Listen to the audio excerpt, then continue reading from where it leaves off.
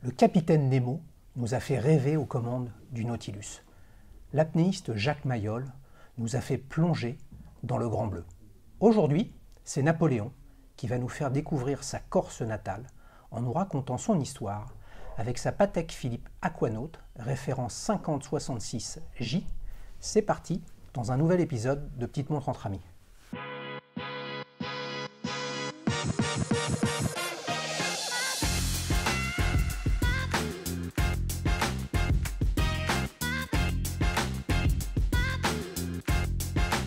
Bonjour Napoléon, ça va? Bonjour, ça va et toi Xavier? Oui, je suis ravi de te recevoir. Mais moi aussi, ça fait plaisir d'être là. Tu sais que tu as une montre qui fait rêver beaucoup de gens et en plus elle est en or. Est-ce que tu peux nous la montrer? Mais tout à fait. Alors, c'est une Patek Philippe Aquanaut, la 5066J. Oui. Un des premiers modèles qui a été réalisé aux alentours fin 90. Oui. Au moment du lancement de l'Aquanaut, tu peux C'est me ça, la une des montrer, premiers, que bien évidemment. je la touche un petit peu, cet or qui scintille et puis ce bracelet on va dire en caoutchouc. Alors, oui. tu sais qu'on démarre toujours l'émission par un petit challenge. Oui. Elle est vraiment très très belle, effectivement, avec le cadran qu'on pourrait qualifier de grenade ou de map monde. On C'est verra comme tout ça à l'heure. que oui. je vais en Quel prendre aussi. adjectif tu donnes? Fine. Fine. Vraiment, que ça soit au niveau de son épaisseur, Oui. de son diamètre aussi qui est assez petit. On est entre 30 et 35 et 36 mm. Oui. Et vraiment la finition du mouvement qui est vraiment dans les moindres détails. Absolument magnifique. Voilà, je trouve Ça que c'est de la scintille. finesse. Ouais, ouais. C'est vrai que fine, c'est un bon adjectif qu'on pourrait donner à d'autres montres. Celle-là, on pourrait la qualifier de bon nombre de façons. Raconte-nous un petit peu comment tu t'es mis à penser à cette montre, comment tu l'as achetée, etc. Alors à la base, c'était vraiment Patek Philippe. Au début, quand j'ai commencé à m'intéresser aux montres, je ne connaissais pas du tout. Tu connaissais de nom? Même pas. Ouais. Vraiment, je me suis passionné pour les montres il y a 6 ans. Oui. 6 ans de ça. Quel âge tu as aujourd'hui, Napoléon? 26 ans. 26 Donc ans. j'ai commencé à 20 ans à feuilleter au début les livres de montres, tout ça. Et un jour, je suis tombé donc sur la marque Patek Philippe qui n'évoquait rien vraiment au début. Et quand j'ai vu en fait la finition, la qualité de ces montres, c'est de là que je me suis vraiment intéressé au modèle vraiment plus sportif parce que ça reste assez classique, Oui. Patek Philippe. Et il y avait vraiment la Nautilus et l'Aquanaut qui me tapaient à l'œil, Ouais. voilà, si on Donc peut dire. ça, c'était il y a 6 ans. Il y a 6 ans. Et Ouais. pour moi, c'était vraiment un aboutissement Ouais. que d'avoir une montre de cette qualité. Et c'est comme ça que j'en suis arrivé, mon cheminement vers cette montre. D'accord. Et tu l'as acheté il y a combien de temps? Je l'ai acheté il y a 6 mois. Il y a 6 mois? Oui. D'accord. Tu l'as acheté où? Alors, je l'ai acheté sur le site Chrono24 Ouais. à un horloger italien. D'accord. Vraiment, Tu l'as vu avant de l'acheter? même pas. Même pas? C'est vraiment, je suis tombé dessus en épluchant le site jour après jour. Et Ouais. je suis tombé dessus et j'avais déjà acheté d'autres montres Ouais. par le passé sur Chrono24. Ouais. Donc je savais déjà comment ça se passait et donc j'ai franchi le cap quand je l'ai vu, quoi. Ouais. Si on fait un petit aparté, il y a beaucoup des abonnés, je les salue bien évidemment. Ceux qui ne sont pas abonnés, abonnez-vous, Abonnez-vous. c'est quand même la base.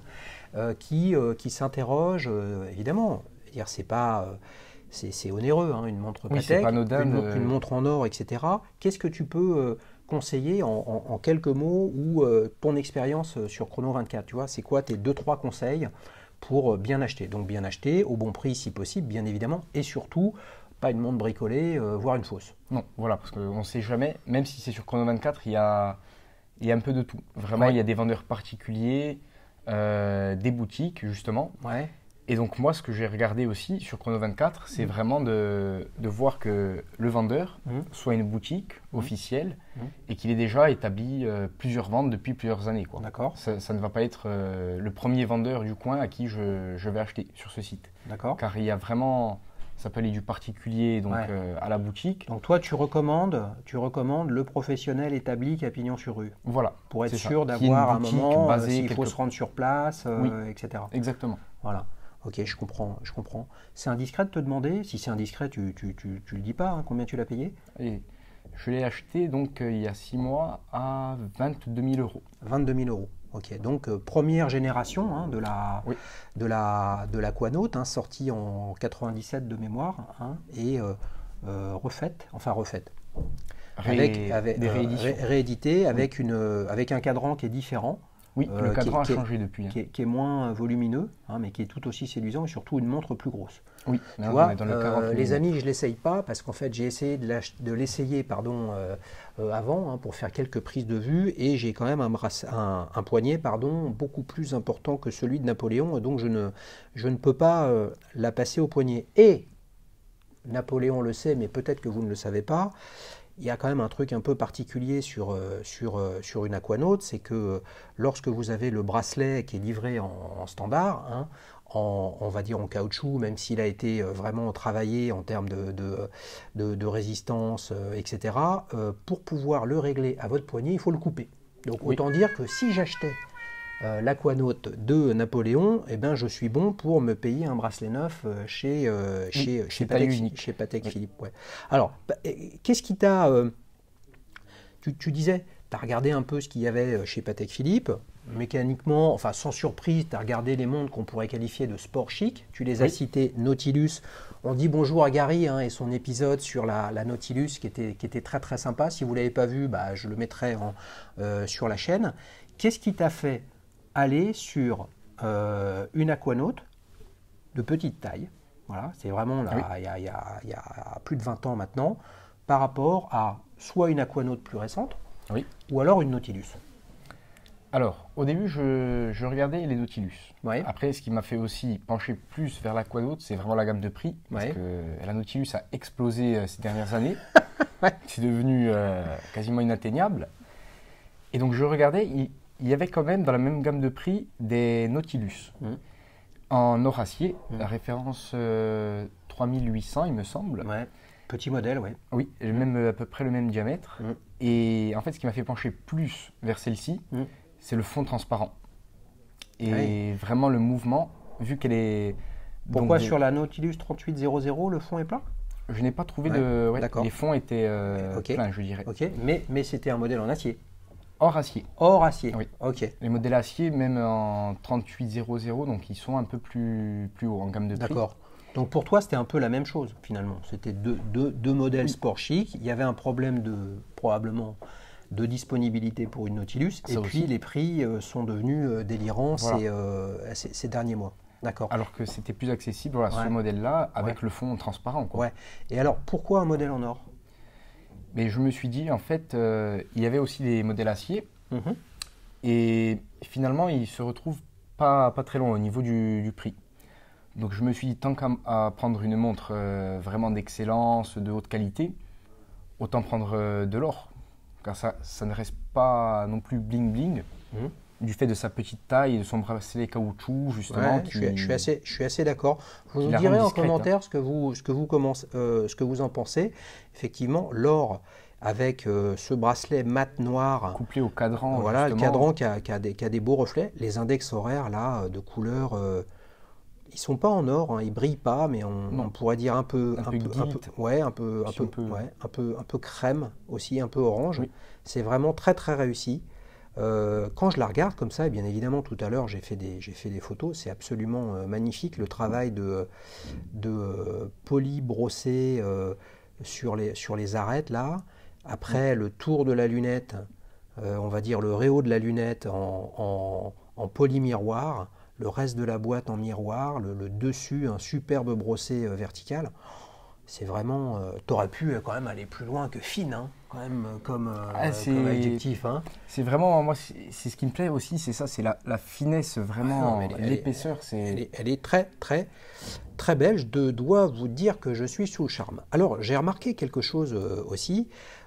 Quand bien même ça ne fait que 6 mois que tu l'as, elle est dans un état, mais alors, nickel chrome, à se demander même si tu la portes, quoi. Il y a une raison pour qu'elle Il y a soit une dans raison. cet état-là? Ouais, Oui. c'est quoi? C'est-à-dire que je l'ai récupérée il y a seulement quelques jours. Ouais, Et en fait, elle était en révision chez Patek Philippe. d'accord. Donc, je l'ai envoyée à réviser. Ouais, Et j'ai demandé un polissage quand même. ouais, Parce que justement, il y avait quelques marquages, tout ça, du Ouais. fait que je l'ai acheté d'occasion. ouais. Et donc, j'ai demandé aussi quand même à refaire un polissage. C'est D'accord. pour ça que le brossé poli est Absolument vraiment comme magnifique. neuf, quoi. Donc tu l'as fait réviser également? Je l'ai fait réviser, oui. D'accord. Est-ce que tu peux nous, parce que c'est pour bon nombre d'entre nous, hein, une expérience de SAV chez Patek Philippe, c'est vu le peu de montres qu'ils fabriquent chaque année, c'est toujours intéressant. Si tu devais un peu résumer ton expérience entre le moment où tu les contactes pour savoir quel est le process, tu déposes ta montre ou tu l'envoies, tu vas la récupérer, le suivi, raconte-nous un petit peu cette histoire. Alors, donc je ne les ai pas appelés avant. Mhm. En fait, je suis arrivé sur Paris, j'ai été place Vendôme, Mhm. chez Patek Philippe. Donc, très bien accueillis, ils vous offrent le café, ils prennent le temps, ils sont vraiment là pour vous. Et je leur ai déposé la montre. Mhm. Et donc après, Donc entre-temps, tu t'es présenté en leur disant bonjour, je viens faire réviser une montre. réviser une Exactement. montre. D'accord. Ils t'ont envoyé dans un service, un espace particulier. Vraiment à l'entrée, ils étaient là, ils avaient leur table de comptoir, enfin de comptoir de commerce, je dirais. Mhm. Et je me suis assis, ils m'ont demandé si je voulais boire quelque chose, vraiment à l'écoute vers moi, tout ça. J'ai déposé la montre. Et ensuite, donc, je suis parti quelques mois, Mhm. le temps, avant de revenir sur Paris. Attends, qu'est-ce qu'ils t'ont dit une fois que tu l'as déposé? Ils t'ont dit merci monsieur, etc. Très bien, ils ont regardé. T'es venu avec les papiers, tout ça? T'avais les... Non, vraiment, la montre au poignet, La montre au je poignet, suis arrivé. c'est tout. Voilà, D'accord. j'ai besoin de faire réviser cette montre, donc ils ont Ouais. pris mon nom, mon adresse mail. Ouais.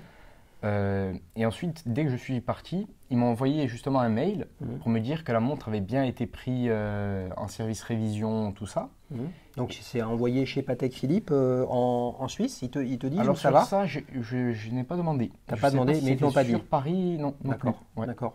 Ils Qu'est-ce qu'ils m'ont- t'ont donné comme délai au départ? Je n'ai pas demandé de délai. Je leur ai expliqué que je partais quelques mois à l'étranger. Et D'accord. donc vraiment, ils m'ont dit oui, d'ici à ce que vous revenez, ça sera bon. Il n'y aura D'accord. pas de souci. Donc en fait, tu leur as donné 3 mois. Oui, Pour- voilà, pour- un délai de pour 3 le mois, faire, je leur c'est ai ça, dit, et ils voilà. m'ont dit que ça ne posait pas de souci, Ouais, ok. que ça sera fait. Et avant que tu la récupères, cette montre, tiens, je te la redonne.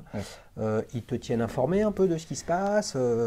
Comment ça se passe? Une fois que la révision a été faite, ils m'ont envoyé un mail pour me dire que la révision a été faite. Était faite Vraiment, et qu'elle était à disposition pour venir Voilà, la récupérer exactement. de nouveau à Paris. Que je pouvais revenir. Voilà. Et donc c'est ce que j'ai fait. Et... En prenant rendez-vous ou... Non, non, non, pas du tout. Voilà, Je donc suis tu- venu comme ça, je suis rentré dans la boutique, j'ai appuyé sur le bouton d'entrée, tout ça.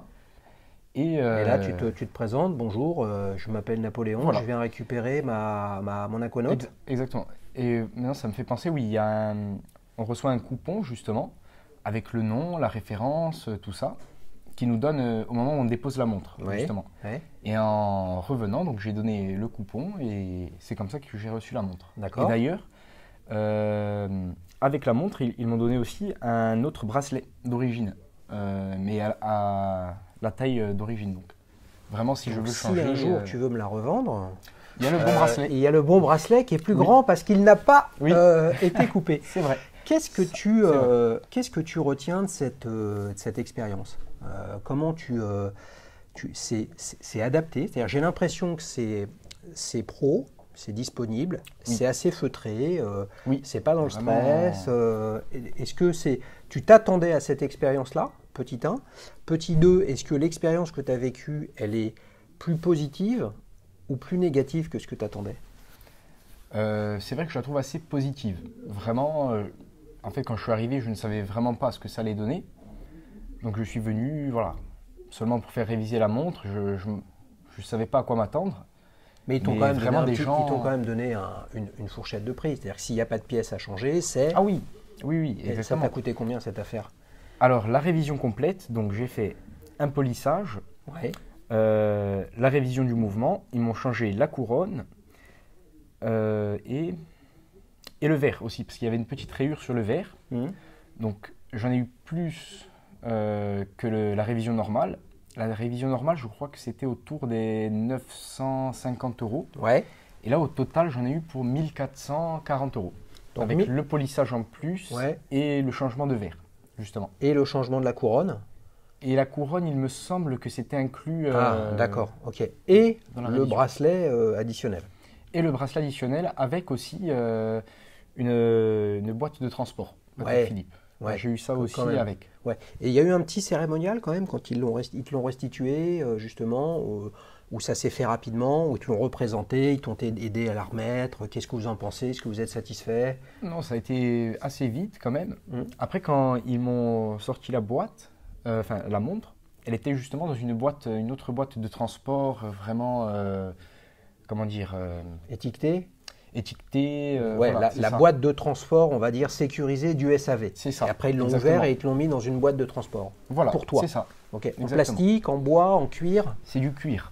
Hey. Du cuir et dedans, c'est un peu feutré, je dirais. Ouais. Putain, c'est dommage que je ne l'ai pas amené pour la montrer. Pas possible, J'y ça, pense. Napoléon, c'est C'est vrai. terrible. Et comme on parle peu avant l'épisode, parce que sinon c'est pas spontané, Ouais, bah qu'on s'est forcément, rejoint, on peut pas tout avoir. Dites-nous ce que vous en pensez en commentaire. Moi, spontanément, comme ça, révision, polissage, bracelet additionnel, changement de verre, 1400 €. Attendez, c'est une énorme somme d'argent, d'accord? Mais dans le monde de l'horlogerie haut de gamme, toute cette prestation-là pour ce prix-là, eh bien, je suis étonnamment surpris. Moi, j'aurais dit plus. Dites-moi si je me trompe, si je délire, si j'ai plus les pieds sur terre, mais c'est vraiment intéressant. Et puis, je vois aussi quand même, je lis comme tout le monde, hein, comme toi, à droite, à gauche, j'ouvre les oreilles, etc. Les retours de l'expérience en boutique Patek sont pas toujours extraordinaires. Moi, ce que je vois, c'est qu'entre Gary et Napoléon, eh bien, les deux fois, vous avez été extrêmement bien accueillis et je pense que ça fait du bien, et c'est la vertu de cette chaîne, d'entendre les propriétaires de montres qui parlent de leur histoire Du à eux. retour, justement. Voilà.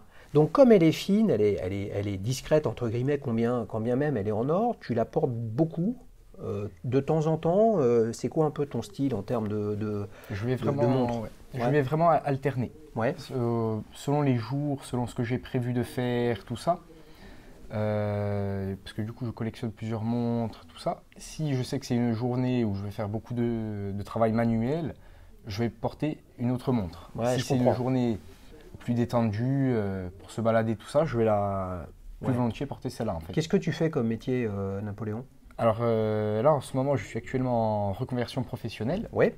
Donc pendant 7 ans, j'ai travaillé dans un hôpital. Et là, maintenant, je suis en train de me tourner vers l'agriculture, en fait. D'accord. Donc, Voilà.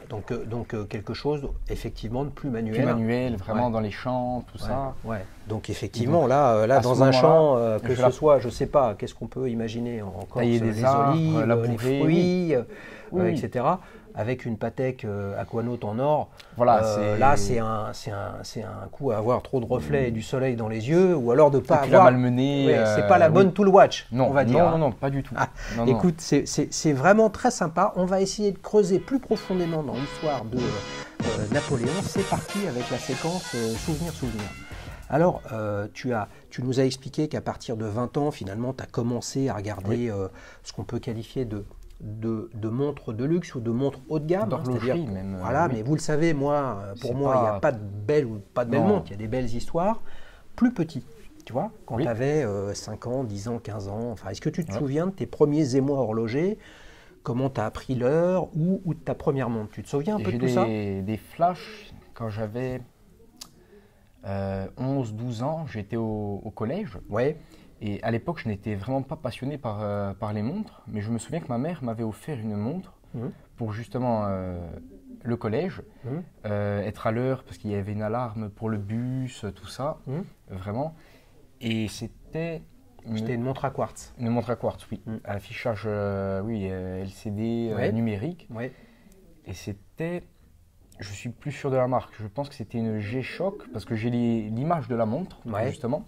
Je la vois toute noire, avec 4 points. Elle faisait alarme, chronomètre, tout ça. Et je me souviens de ça. Donc je m'en servais, par exemple, il y avait l'alarme pour le bus dessus. Et après, même les week-ends, quand on était entre amis, on faisait des courses de vélo. Ouais. Et on utilisait le chronomètre Ah, bah oui. pour savoir qui était Ouais. le plus rapide dans la course. Voilà, j'ai ces souvenirs-là. Mais je ne sais vraiment pas où elle est passée, Eh oui. ce qu'elle est Eh devenue. oui. C'était Donc, mon premier. quand tu es rentré au collège, on y rentre en sixième. Donc, 6e, 5e, voilà. on a 11-12 ans. C'est ça. Tu vois, moi j'ai une C'est fille vrai. de 11 ans qui va rentrer au collège l'année prochaine, et bah, elle va avoir un téléphone mobile. Ah Vous oui. voyez, la Timex, la Lip, la Casio, la Seiko, la Orient, les montres qu'on peut qualifier de gadgets aujourd'hui, eh bien, il y a encore une quinzaine d'années, à l'époque dont tu parlais, le sujet c'était quand même le temps, quoi. Donc toi, Oui. On n'avait pas encore de smartphone. tu étais mécaniquement au collège en Corse. Oui. Voilà, donc il fallait prendre le bus. Voilà, les horaires de bus. Et ouais, donc il y avait un vrai sujet, un vrai rapport au temps, alors qu'aujourd'hui on appuie sur C'était un son outil. téléphone Oui. et on a le temps Exactement. instantané, mais tellement insipide. Et quand vous voyez cette magnifique Aquanaut, regardez l'heure là-dessus, c'est quand même pas mal. Et finalement, pour m'être passionné pour les montres, tout ça, je me rends compte de quelque chose. Tu me diras si pour toi c'est pareil. C'est que la dernière chose que je regarde sur une montre, c'est l'heure. Ah bah oui, mais ça c'est, si tu préfères, je vais te répondre très simplement. Je suis venu, certains des abonnés la connaissent déjà, avec cette Gégère Lecoultre qui est à quartz, qui date du début des années 70. Je l'ai prise parce qu'elle a un bracelet intégré, forme TV, on va dire. Beaucoup de gens y voient un look inspiré de la Nautilus, c'est pour ça que je l'ai amené, sauf que la Nautilus est sortie en 76 et celle-ci est sortie 4, 5, si ce n'est plus années avant. Je me demande même si elle n'est pas sortie avant la Royal Oak designée par le même designer que la Nautilus. Et pour te répondre, celle-là je l'ai achetée aux enchères, c'est un modèle à quartz. Donc le temps que je trouve la référence de pile, que je commande la pile, etc., ben, pendant 15 jours, je l'ai portée alors qu'elle ne marchait pas. Voilà. Donc je la portais pour le plaisir, pour la sentir au poignet, voir comment elle tient, est-ce qu'elle n'est pas trop lourde, épaisse, quelle sensation j'ai avec, et je l'adore cette montre. Je l'ai payée 550 € hors frais, et c'est pour moi une montre de collection. D'abord parce qu'elle a marqué l'histoire de l'horlogerie comme étant le premier mouvement à quartz lancé avec Gérard Perregaux, premier mouvement à quartz suisse, en dehors du consortium Beta 21, dont Patek Philippe faisait partie avec Rolex, et parce que ça fait partie de ma collection à moi. Oui. Voilà. Donc une collection, quand bien même je n'aurai que des swatchs, si je collectionne les swatchs, j'ai le droit de vous dire que je suis collectionneur de montres. Au même titre que quelqu'un qui a des montres plus intéressantes. Bien sûr, l'important c'est vraiment la passion qu'on met dans ces objets. On est focus aujourd'hui, bien sûr, on est focus aujourd'hui sur cette montre, mais donc tu as plusieurs montres, tu collectionnes un peu les choses, etc. Oui. Il me semble que tu travaillais également ou tu étais impliqué sur un stand de tir dans une armurerie, etc. Oui, mais ça vient de là. Ma passion des montres a débouché de là en fait. Parce que j'étais licencié en stand de tir. Ouais. Et j'étais vraiment fan des armes, de l'objet de l'arme en soi. Donc la partie métallique, la main, vraiment, la sensation, la finition. Système, voilà, c'est ça. Mais déjà à l'époque, j'adorais tout ce qui était armes automatiques. Justement pour le mouvement, comprendre en fait comment ça marchait. Parce que dès que je m'intéresse à un truc, j'aime bien décortiquer et comprendre tout ce qui englobe la chose, quoi. De l'histoire à la conception. Et finalement, au fur et à mesure des années, j'ai commencé à regarder un peu les montres, tout ça. Et c'est vrai que j'ai délaissé le milieu des armes, tout ça, et même le stand de tir où finalement, là, je viens d'arrêter ma licence pour me consacrer plus vraiment dans le domaine des montres, en fait. Il faut que tu prennes une licence d'horloger, que tu te reconvertisses dans l'horlogerie plutôt que l'agriculture. J'ai commencé à faire, à l'occasion quand je montais sur Paris, j'ai fait une formation d'horlogerie sur une journée. Ouais. Alors ça s'appelle Objectif Horlogerie, il me semble, vers Rivoli. Je pense que beaucoup des abonnés connaissent et y sont allés. Moi je ne l'ai pas fait. Si vous avez des commentaires sur ce qu'ils proposent, on est bien évidemment preneur. C'était passionnant. C'était intéressant, oui. J'ai passé une journée. Donc le matin, la matinée, on discute vraiment de toute l'histoire de l'horlogerie, du début, tout ça. Et après l'après-midi, donc ils nous mettent sur des ateliers et on apprend à démonter un mouvement. Il me semble que c'était un ETA, je ne sais plus la référence. 64-97, un mouvement manuel. mécanique, ouais, à remontage manuel. Ouais, je pense que Unitas. Je pense que oui, c'est ou un celui-là. Unitas peut-être, oui.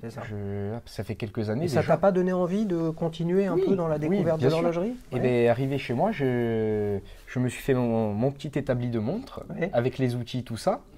Et d'ailleurs, je suis passionné aussi par les Seiko. Ouais. Et là, j'ai appris par moi-même, enfin grâce à des vidéos aussi sur YouTube, des chaînes américaines, tout ça, qui expliquent comment démonter un mouvement Seiko 7S26 et le remonter. Et donc, je me suis entraîné à démonter, remonter les mouvements, tout ça. Et c'est pour ça aussi. Est-ce que tu oserais, je te coupe, excuse-moi, est-ce que tu oserais démonter ton Aquanaut? Non. Eh non. Non. Eh oui, oui, comme quoi, hein, l'ADN d'une marque, le fait qu'elle est quasiment bicentenaire, le fait qu'elle soit en or, le fait que ce soit quand même un prix moyen beaucoup plus éloigné qu'une Seiko, c'est pour ça que je n'ose un pas. petit peu plus. Oui.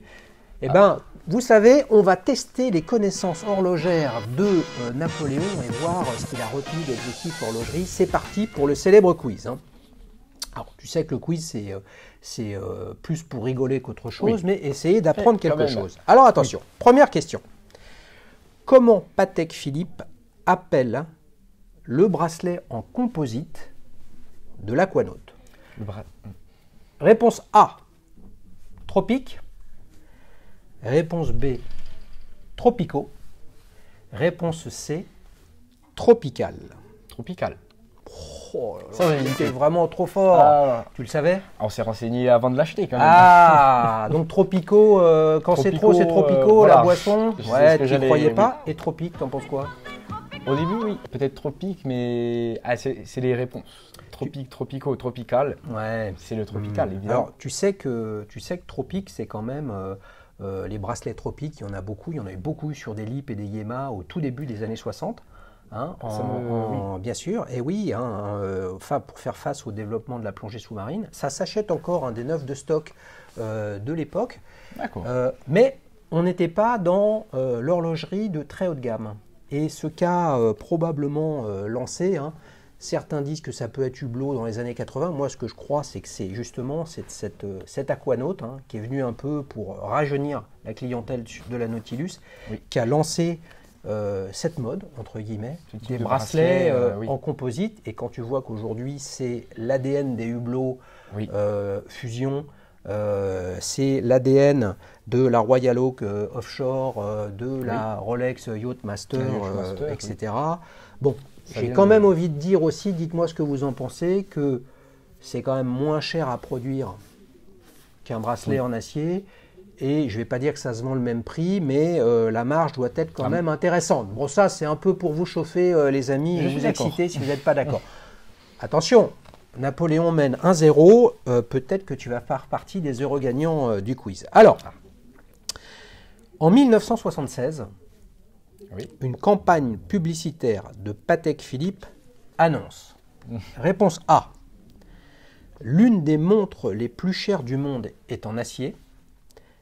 Réponse B, ce qui est vraiment précieux conserve sa beauté pour toujours. Réponse C, jamais vous ne posséderez complètement une Patek Philippe, vous en serez juste le gardien pour les générations futures. J'ai envie de dire que je ne suis qu'un gardien. Tu as envie de dire que tu n'es qu'un gardien. Réponse C, et non, erreur, non, tu n'as pas écouté la question complètement, mon cher Napoléon, en 1976.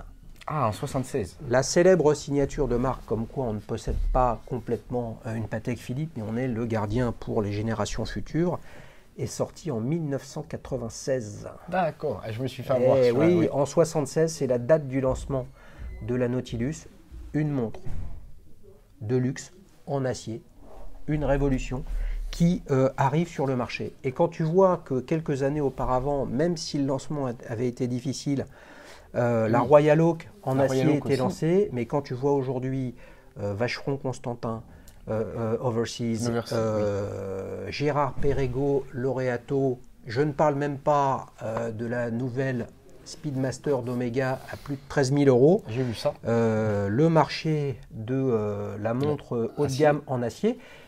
Et tu illustres avec ton Aquanaut en or. Finalement, là, tu as le poids d'or additionnel par rapport à de l'acier. Et pour autant, tu es sur une gamme de prix qui est assez similaire. Un petit peu. Bientôt, les amis, on verra un épisode sur une Rolex Daytona 116-500 en acier. Figurez-vous qu'elle est quasiment aussi chère que lorsqu'elle est en métal noble. Oui. Alors que on pourrait dire que ce n'est que de l'acier, même si l'Oyster Steel Rolex mérite le respect.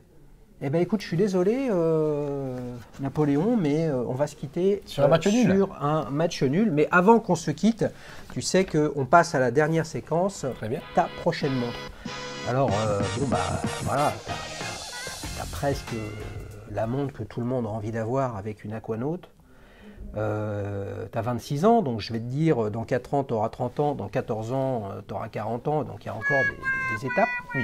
Tu regardes un nouveau modèle, un truc qui te gratouille, qui te chatouille. Ah oui, je suis déjà... Tu es déjà à l'attaque? Oui. Attends, tu es déjà sur le sujet ou tu y réfléchis? J'y réfléchis, bon, ça va pas être pour de suite, mais j'ai quand même quelque chose en tête. Ouais. Donc, comme je te disais... Est-ce que tu peux nous partager ce que tu as en tête? Bien sûr. C'est comme je te disais que j'étais dans l'agriculture maintenant. Ouais.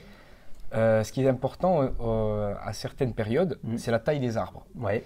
Et justement, ce qui est intéressant dans l'agriculture, c'est d'avoir une phase lune. Bien sûr. Pour avoir justement les périodes de taille, tout ça.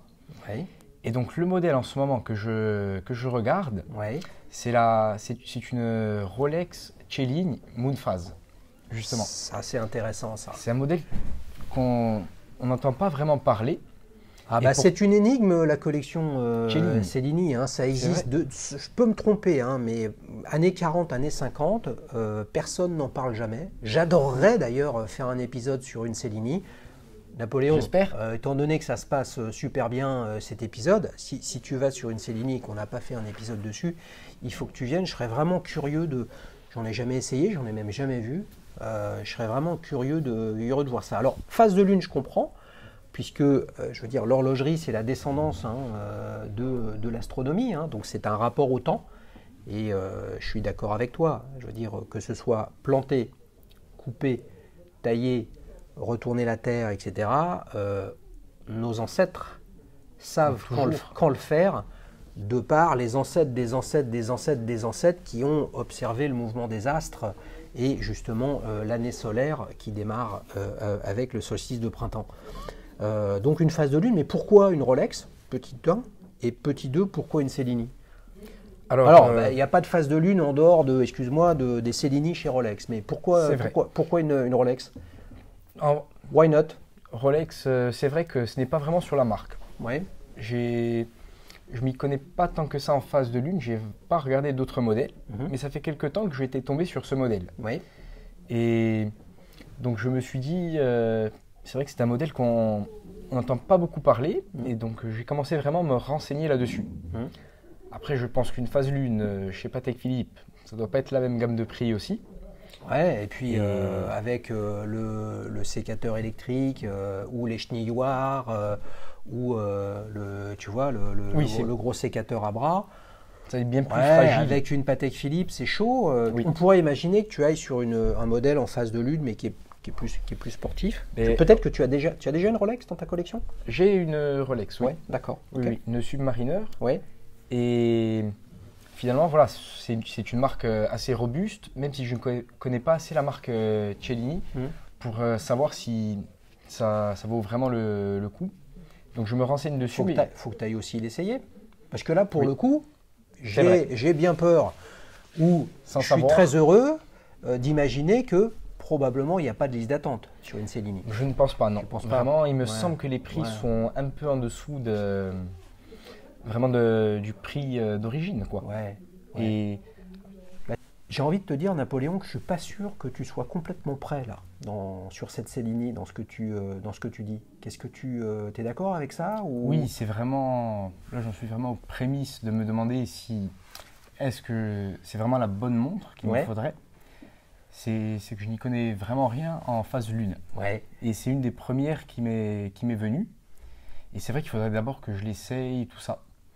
Après, c'est aussi le fait de me dire qu'en général, Rolex reste une montre, enfin des montres, des mouvements assez tool watch d'origine. Oui.